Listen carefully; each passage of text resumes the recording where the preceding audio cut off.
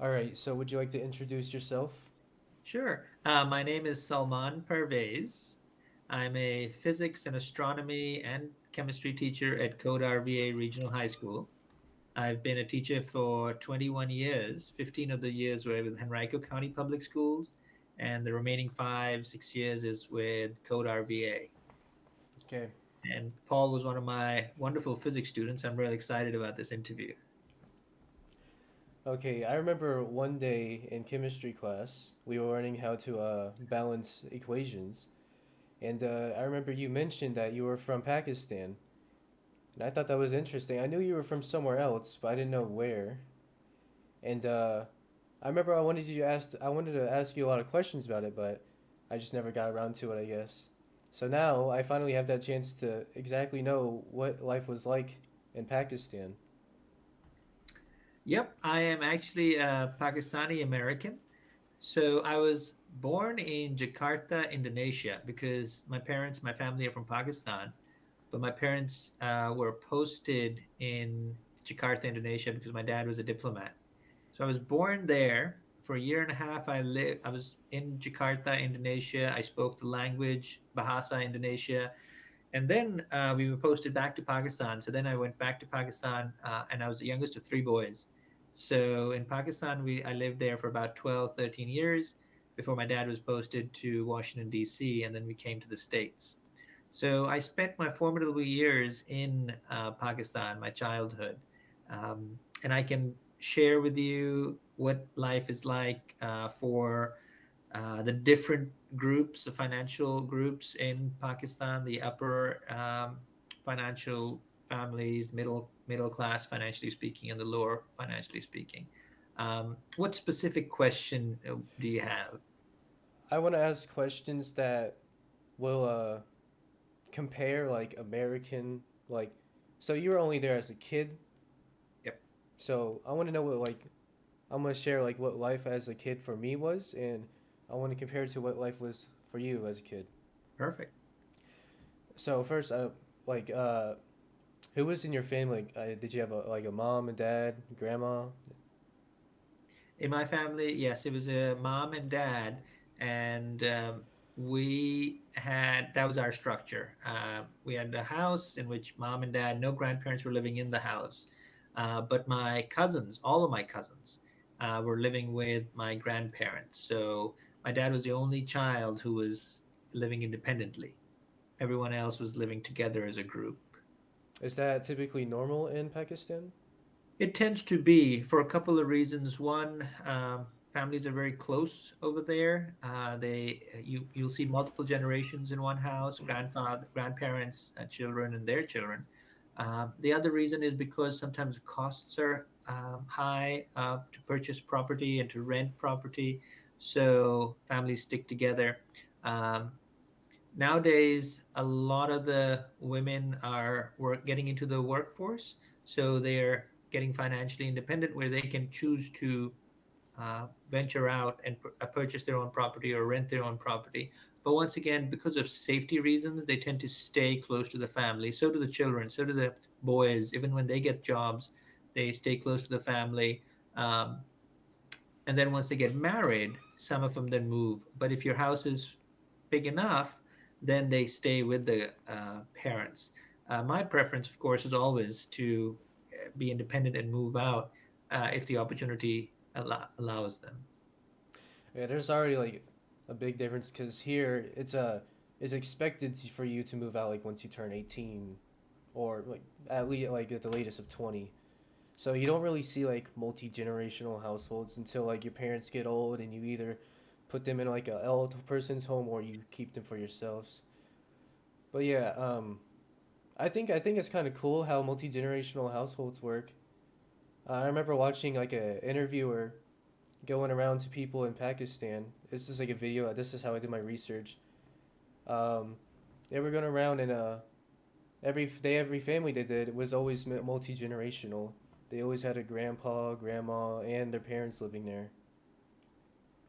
So Yeah, it helps with the group dynamics. It helps with raising the children and the grandchildren because grandparents can always give a different perspective to parents on how to raise the children. as long as boundaries are set and respected. Now, sometimes that doesn't happen.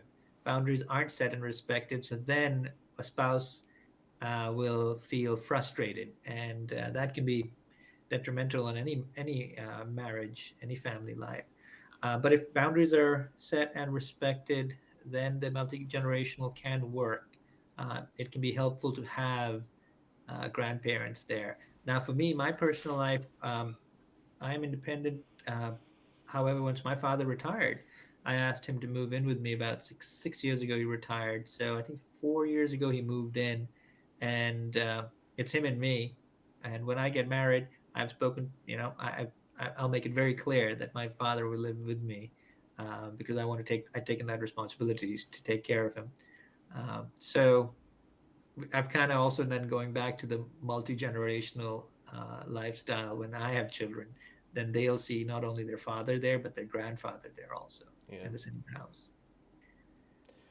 Okay. And then my next question I think is you would relate to a lot since you're a teacher in America, but you were also a student in Pakistan. I want to know like what are the differences in American schools and Pakistan schools?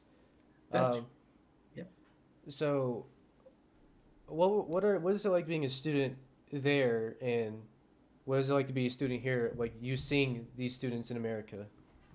It's a great question. The wonderful aspect of the United States is that public education is made available to everyone, and it has a certain standard, and it's a fairly decent standard for public school where everybody is educated. Um, in Pakistan, the public schools, their standard is lower. Their classes, they have more kids in the classroom. They're not heavy on science and mathematics, and they are not taught in English. They're taught in Urdu, which is the mother tongue of Pakistan, but it's not the national language of Pakistan. The national language of Pakistan is English. So before my parents went to Indonesia, before I was born, the public schools were all in English. But when they came back, the public school had been transitioned to Urdu, and that caused the quality of those public schools to go down because math and science weren't kept as a priority. In Pakistan, the private schools are fairly decent.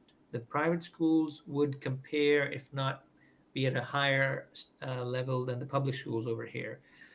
But the private schools are only available to families that are financially middle class or upper class. So not everybody can go there. Only like 10% of the population, maybe 15% of the population can go to private schools. Yeah. Compared students, what I've noticed is by traveling, whether I've traveled in the United States, I love to travel, whether I've traveled abroad, whether I've traveled in Pakistan, what I've noticed is that every city, every province, every country, every culture has a certain segment of people who are just so decent and down to earth, salt of the earth good. And you see that both in Pakistan and here in the United States. And then in each city, each state, province, country, culture, there are certain groups of people that are not like that. They are more Yeah. manipulative, and they're not. They don't look at it as what benefits others. They just are concerned about themselves. So you'll see that group also in Pakistan as you will over here. So that I've noticed is across the board. You find good people, and you'll find people who aren't that kind of shady people everywhere. However, in Pakistan, they don't have the infrastructure that they have here in the United States. There's a fairly decent checks and balance system. In schools, there's a checks and balance. The teachers don't misbehave with children. They don't. There's not. They check that they're not prejudicial, or they check on them if there's any bias as best as they can. There are other checks and balances that are set in the infrastructure of the school system, as well as um, government and private. And even though sometimes we complain about it, that there isn't enough, it's far better than it is in Pakistan. There isn't that checks and balance. So the quality can diminish from year to year in Pakistan compared to here in the United States. And then, of course, the students will suffer for it. If a teacher's performance goes down in Pakistan, it may not be caught as quickly as it is here in the United States for a course correction. The kids over there are, just like kids over here. If you are kind to them and respectful, they'll show you the same kindness and respect. Um, The one difference is in Pakistan, the teacher is considered more of a mentor, an advisor, somebody who you always look up to, just culturally speaking. If a teacher is walking around, they'll say, "Oh, that's your teacher," so you'll have to go up and introduce and speak to them. And there, it's a position that's held in high regard. In the United States, in my experience, I have felt that the position is also held in high regard because whenever I'm outside of the school or when I'm inside the school, the students are very respectful. Parents are very kind and respectful. However, some people believe in the United States that teaching isn't considered as that it's not given as high a regard as it should. So that may be a slight difference. Yeah, I totally agree with you there. Um, let's see.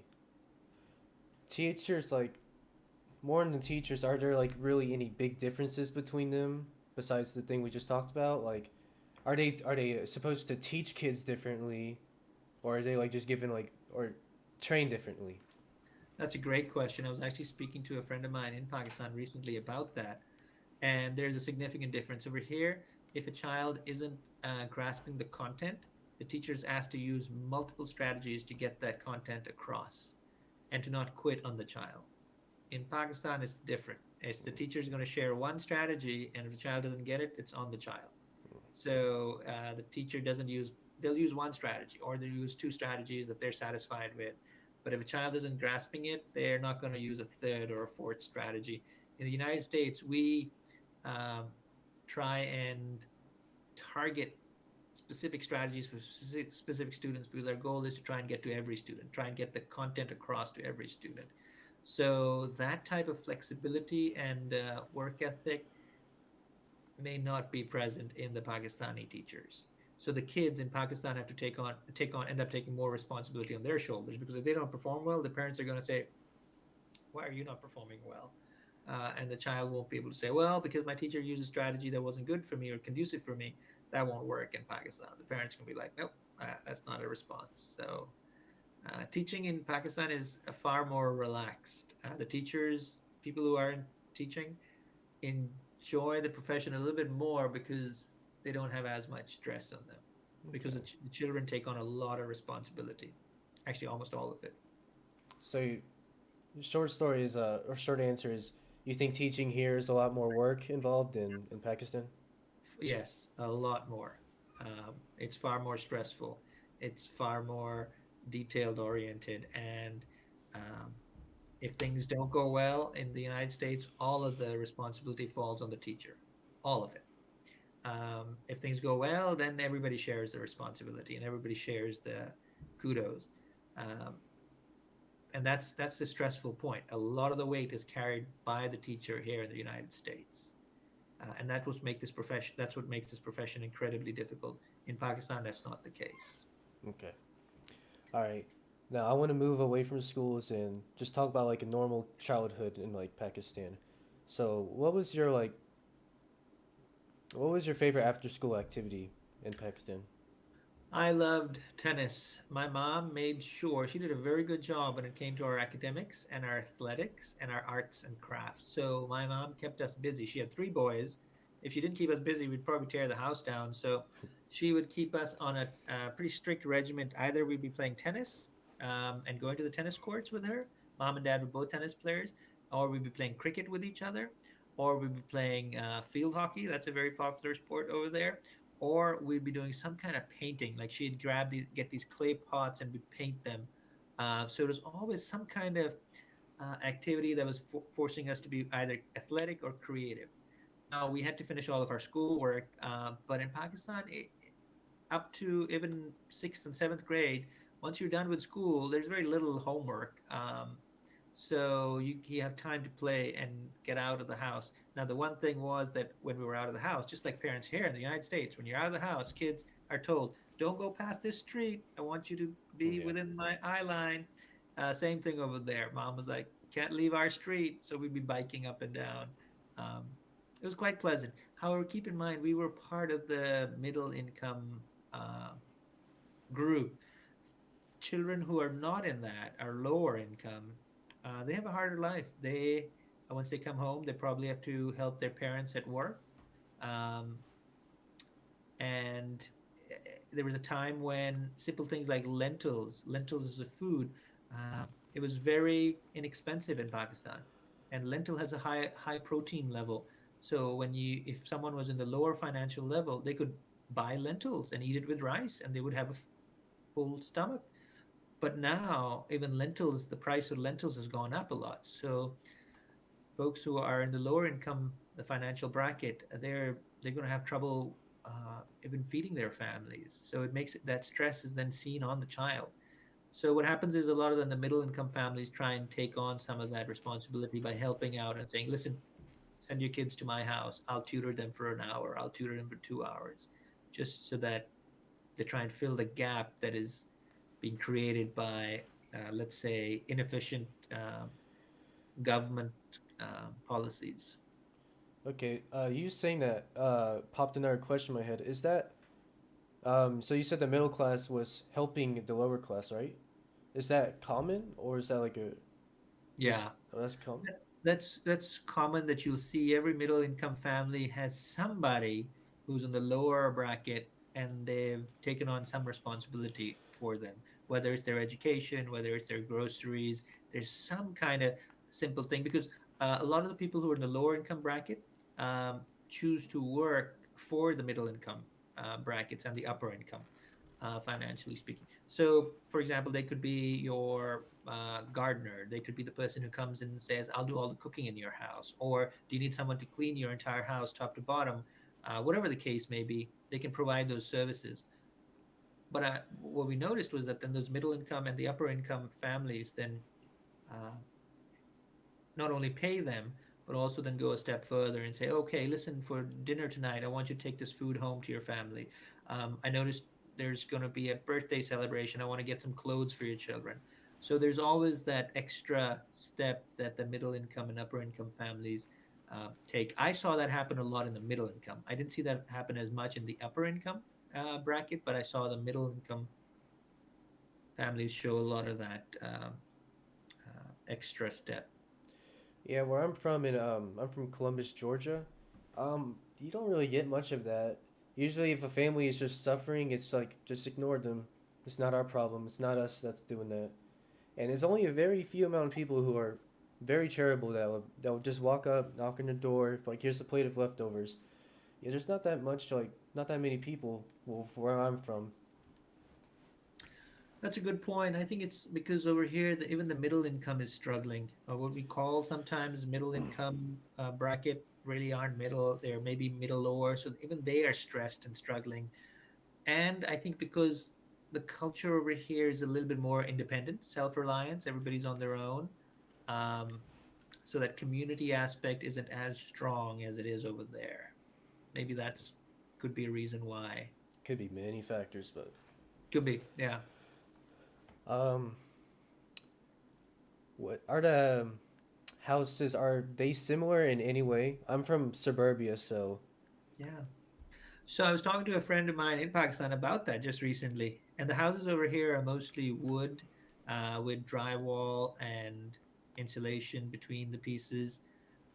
And I think one of the reasons is because of cost, and the other reason is you can put up a wood house faster compared to a brick house, and also flexibility. If there's a huge storm, tornado, hurricane, a wood house will have some give and take, which is good. they just go straight down.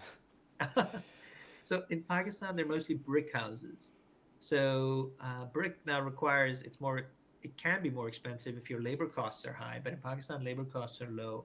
So most of the houses are brick, and brick has a high specific heat, so it does a good job of maintaining a decent temperature inside the house. But most of the houses are brick, and some of the houses have walls around them. We were in a middle income bracket, and our house had a wall around it. So we had a garden inside, and then we had an outside garden too. Oh, So and there was a gate. We had a dog.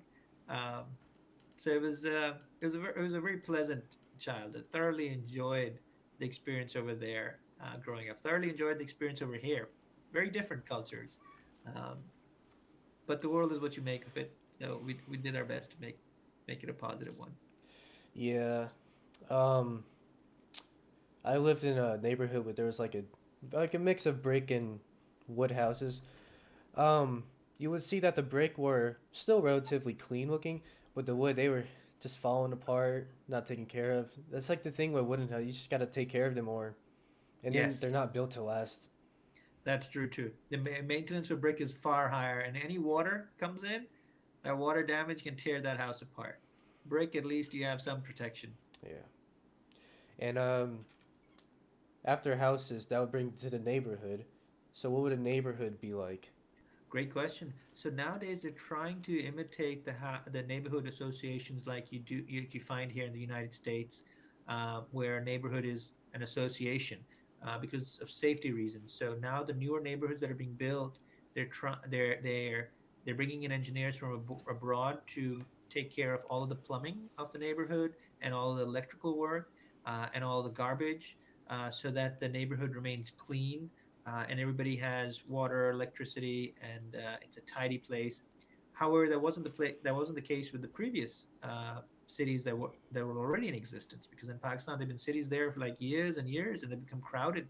So they do have plumbing issues. They do have issues where water collects, and they get dirty. So over here, everyone is fairly decent with their taking care of the outside of their houses.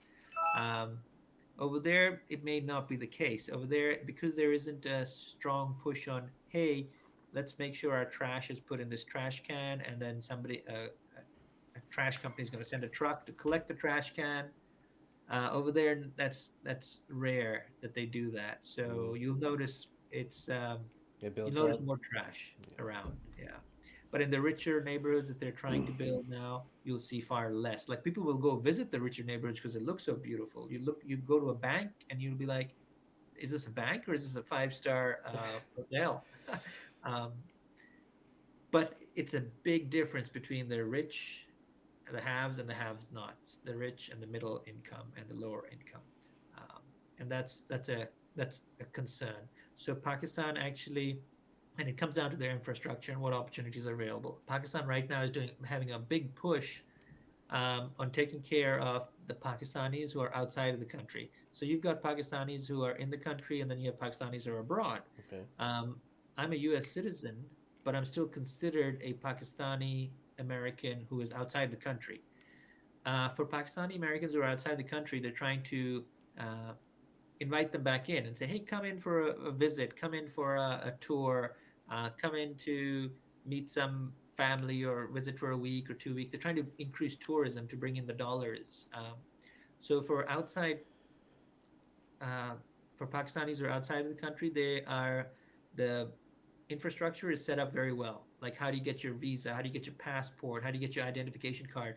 How do you get your fingerprints? All of that is done exceptionally well with apps and scanning, and it's incredibly simple and very efficient. But that's not the case for Pakistanis who are in the country. For Pakistanis who are in the country, the infrastructure is quite frustrating. So is it like they're trying to keep them in? It's like they're not caring about them. Mm, It's like they're saying, you know what? You're not bringing in much money. You don't make much money, and whatever money you make, you just keep in the country. So great. We want to now entice those who are abroad who can bring in more money, especially the U.S. dollar. That'll help the economy. So we're going to focus on those folks because mm, Pakistanis are outside the country send in about $22 billion every year.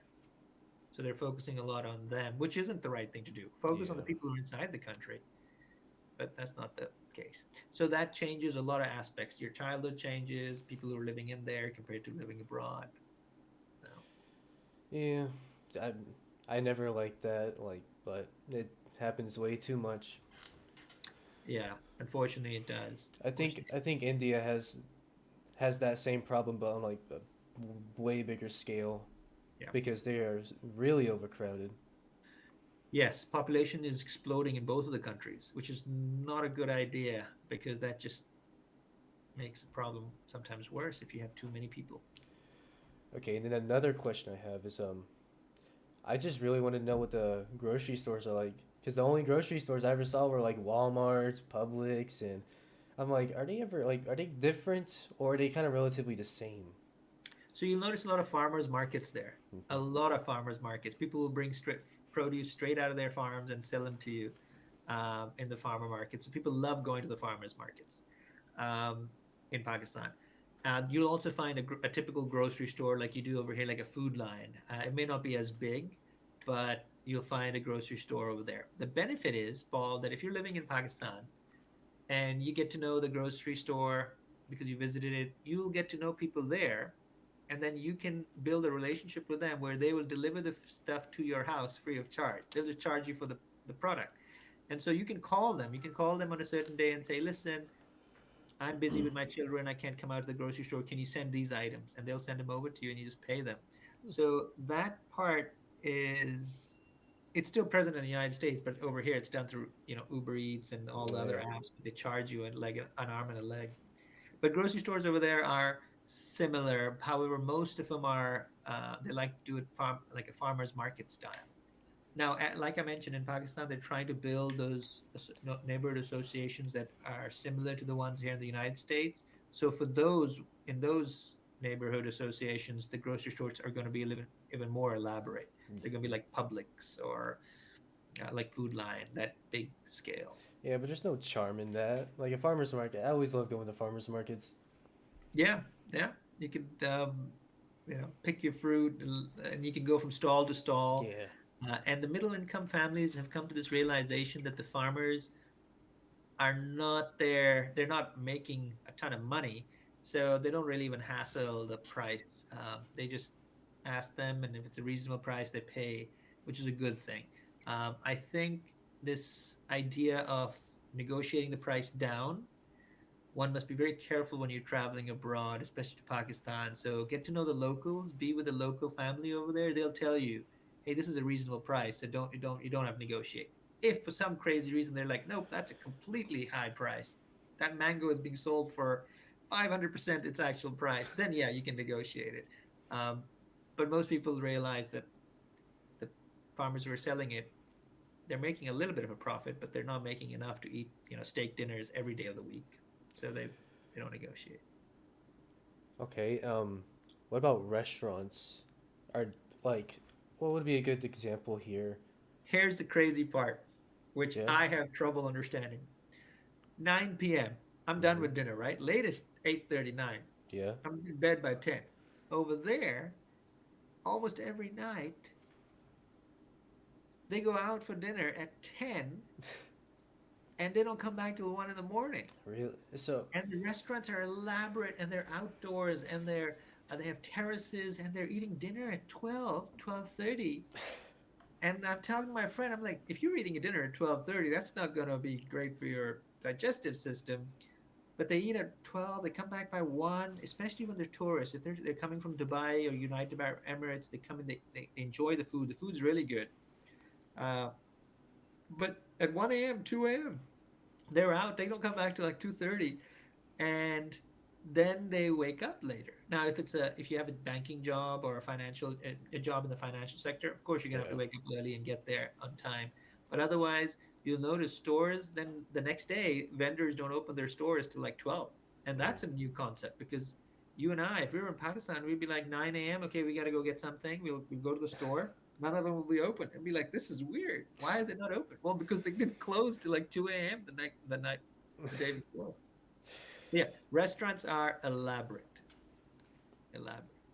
and you can get a lot of food, and you'll also find a lot of American food, and the food is different. Like some of the Are they uh, are they chains, are they like trying to mimic American food, but then they kind of like mess it up a little bit, or just kind of like make it their own twist?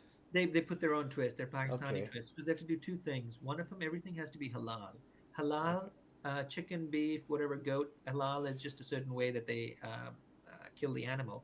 Um, But the other thing is they add different things to the menu. One of my friends in Pakistan told me that they went to um, brand and a chain that's here in the United States. I think it was something like KFC, maybe KFC. Mm-hmm. So I was like, okay, KFC over here sells you chicken. They're like, no, not over there. You'll get pizza at KFC, you'll get burgers, and I was like, those things aren't on the menu in KFC. They're like, well, they are in Pakistan.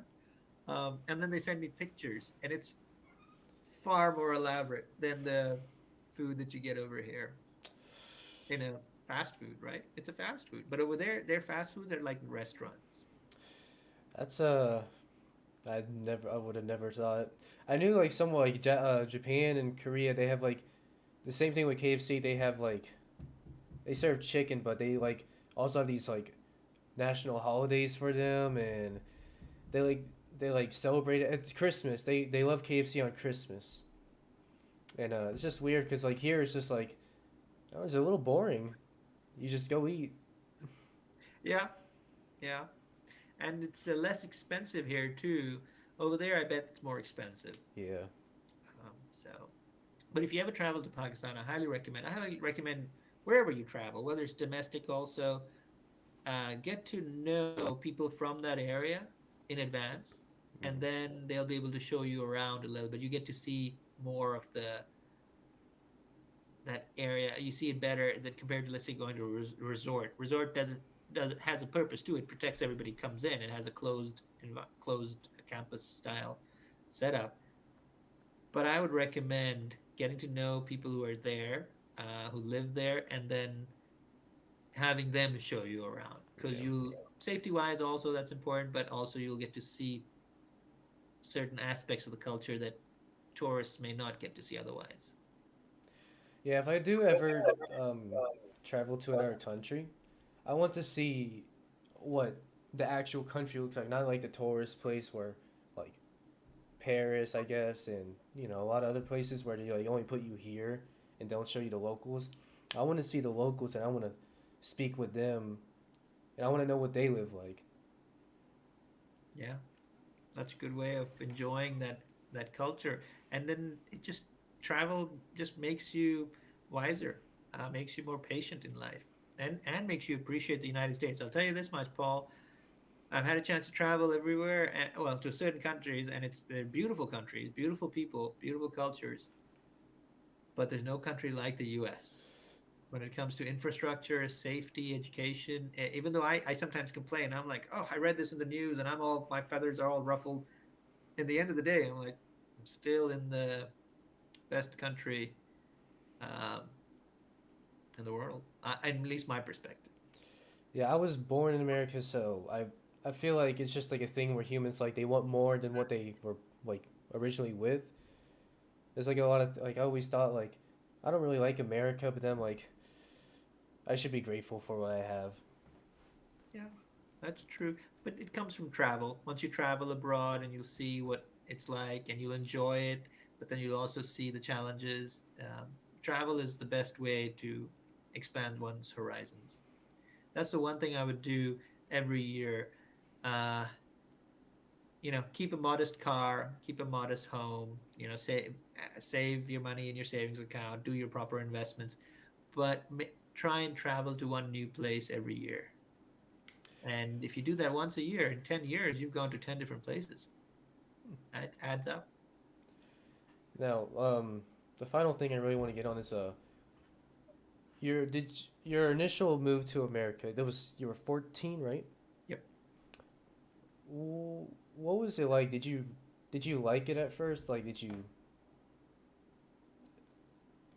how did you like enjoy like America once you first moved here? So when I came here, I was an outsider. And the first thing my mom said was when she dropped me off at school, it was middle school, Washington Irving Middle School in Springfield, Virginia, Northern Virginia. When she dropped me off, she said, when I pick you up, I don't want to see you with people who look like you and talk like you. I want to see you with people who don't look like you and talk like you. So she was literally telling me, make sure you assimilate, make sure you get to know everyone. Don't just find Pakistanis in the school and then make them your friends. And so my mom gave me that perspective, and I did that, and it was helpful to a certain degree. Students were welcoming to me. Teachers were incredibly welcoming. Teachers made me feel very comfortable and loved and welcomed. Washington Irving Middle School, my civics teacher, Mr. Melo, my math teacher, Mr. Pilley, in high school, just phenomenal. My English teachers, they made me feel very welcome. However, I've always been an outsider, because I try and not stay with just my group. I try and mix with everybody around me. And so I'm always the outsider. Even in teaching, when I've come to teaching, I'm the outsider because There are no Muslim male teachers in Henrico County Public Schools or Code RVA. So that's tricky. That's a challenge, and you just have to deal with it and move forward. But in middle school and in high school, I thoroughly enjoyed it, and I was successful academics wise because when I came from Pakistan, mathematics wise, I was prepared. So I was acing my math classes here. Science wise, I was also prepared. English wise, I was very well prepared because we did private schools in Pakistan. So academics wise, I had no problems. Socially, I was doing my best to mix with everybody, and it helped. In middle school and in high school, I was part of the tennis team. At one time, I was the captain of the tennis team. Then I was senior class president, and uh, that's unique for a immigrant who's coming in. Um, but I found the teachers very helpful in making me feel welcome. Yeah. Did you originally move to Virginia when you Yep. first came? And you, Washington D.C. So dad, the embassy, the Pakistani embassy is in Washington D.C. So dad was working in D.C. So we picked a suburb around D.C. and mom picked the suburb based on the school systems. She said whichever suburb had the best school systems, we'd stay there. And Fairfax County had a fairly good school system. And at that time, Fairfax County wasn't as big as it is now. Um, so we picked a house also based on the school. what year was it when you moved to America? 1991. I remember the Washington Redskins had just won the Super Bowl. Art Monk and Ripken was the quarterback, and so I became a Washington Redskins fan right away because they won the Super Bowl. And then since then, I've been a Washington Redskins fan, and I've paid for it year after year. But it was quite pleasant. You can watch every one of their games in person. And I have watched two of their games in person. I used to watch their games regularly on television. But about 5, 6 years ago, I said, nope, enough. I've wasted enough time. I'll cheer for them, I'll support them, but I'm not watching any more football on TV. I'll use that time gardening or exercising. So I Yeah. switched it up. Now, Paul, I do want to share with you one other thing too. When we came here, we had a home. Dad was part of the embassy, so financially we were comfortable. But then when Dad's post was done and he was to return back to Pakistan, my brothers and I were about to start college. Well, two of them were in college. I was about to start. So Dad and Mom decided to stay here. When they decided to stay here, they had to give up their embassy positions. And then they had to literally immigrate as immigrants. And then all of their degrees from Pakistan, all of their work experience, none of it was accepted. Mm. So financially, there was a big jump. We went from middle to far lower income. And so mom and dad had to work at CVS and they had to work as a server at Pizza Hut. It was a big drastic change. We went from a 5 bedroom house to a 1 bedroom apartment for a couple of years. And so we're all living in a 1 bedroom apartment, doing our best, still going to school, still acing everything in class. And then slowly and steadily we had to rebuild from there. So we got to see the immigrants who come in with nothing. We got to see that experience. And that was difficult, but it was very rewarding. Yeah, I can imagine how hard that might have felt when you came to America. You were pretty good off, and then you had to live a little harder for a bit. Yeah, we did. And mom and dad, they were working 80 hours a week, but Oof. from a loving experience, they never made us feel that anything was lacking. We always had that piece. And academics, no matter what, mom said, I'll work 80 hours a week. You just make sure you give me B pluses and higher. So they were like, okay, that was a fair trade. Hmm. Um, let's see. I imagine you didn't really. I don't imagine you didn't really know anything like higher school in Pakistan, like colleges. My brother did. He did his A levels, which is called advanced levels. There are three different versions. A level's the highest, then there's O level, then there's metric. A levels is their highest one. So he did the A levels, and from there he got accepted into a university here in Ohio, Ohio Wesleyan University.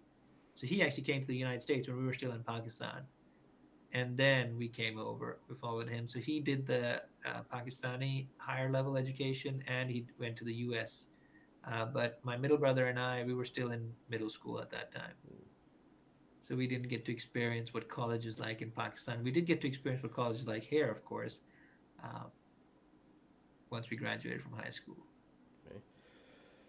So I guess we can wrap it up now. So you only been in Pakistan since you were a kid. Have you ever traveled back there to see what it's like now? I haven't, but I'm planning on. I have some family matter that's come up that's going to require me to travel there soon, like within the next 2 months. So I'll be traveling there with my dad briefly for like a week and week and a half maybe. So I'm just doing my research. How does the cell phone system work? Like over here, we can walk wherever we want to, and our cell phone's going to keep working. But over there, you got to switch a SIM card, and Mm, it's a different process. Their internet and their phone services are two separate things. Over here, that's not the case. So I'm doing research like that. I'm doing research like, okay, if I'm there, I don't want to drive there because I haven't driven there. So how do I get a rent a car, and how do I get somebody to drive me from point A to point B, things like that. So it'll be interesting. Maybe we could have an interview after I come back, and I can tell you what I saw. I have I forgot this is like in the beginning, but so Western movies when they depict like Southern Asia and the Middle East, it's always like a desert, right? I actually looked on YouTube like, and Pakistan is very diverse. They have like green mountains, and I never knew that. Yeah, stunning. Northern areas are absolutely beautiful. You can even have access to K2 and climb there. A lot of beautiful hiking. The middle of the country, find a lot of greenery. Midwest, you'll find some deserts. It's a very interesting mix. And then you'll find massive cities, crowded cities. Um, so you'll get to see a little bit of everything over there. Yeah, I was watching the video. I'm like, oh, I must have clicked on a different video, but I was kind of shocked because I guess I was a little illiterate, and I just like maybe I just didn't look it hard enough, and it's really pretty. It is. Islamabad is the capital of Pakistan, and it's the greenest capital in the world. So, Really.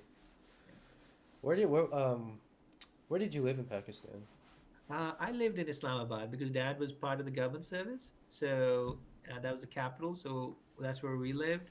But my grandparents lived in Lahore. Lahore is another major city in Pakistan. So all my cousins, all my uncles were all with my grandparents.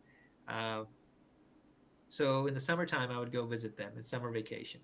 But even though we consider ourselves from Lahore, because that's where my grandparents are from, I grew up in Islamabad. I grew up in the capital. So and even today, if somebody asks me, where'd you grow up in Pakistan? If I say I'm from Islamabad, they'll laugh because they don't consider it a city. They consider it an artificial city because it was made up for the capital.